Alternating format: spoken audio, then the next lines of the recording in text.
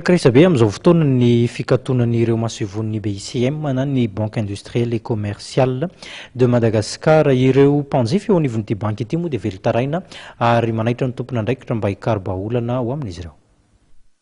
Mitaky ny amerenana ireo petrabolana ao amin'ny banky na ny fanokafana indray ny banky BICM ny mpanjifa eo anivon'ity banky ity. Ireo mpiasa ihany koa dia tsy manaiky ny fanakatonana ny banky. Napatsiany fitantanana ankapobeny sy ny solotsianan'ny mpiasan'ny BICM fa nanapa-kevitra ny CSBF ny anesorana ny mahabanky ny BICM noho ny tsy fanantanterahany ny BEC momba ny recapitalisation sy ny réserve nataon'ny cabinet d'audit tamin'ny toe-bola nandritry ny taona 2013 ka nahitana tsy fitezan-javatra tao amin'ny compte-n'ity banky ity.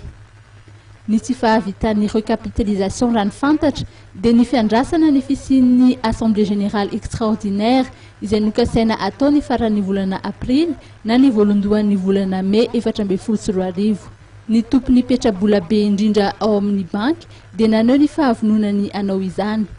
Mikasika ireo réserve nataon'ny commissaire au compte dia tsy mitombina izany raha ny voalazan'ny avy eo anivon'ny BICM.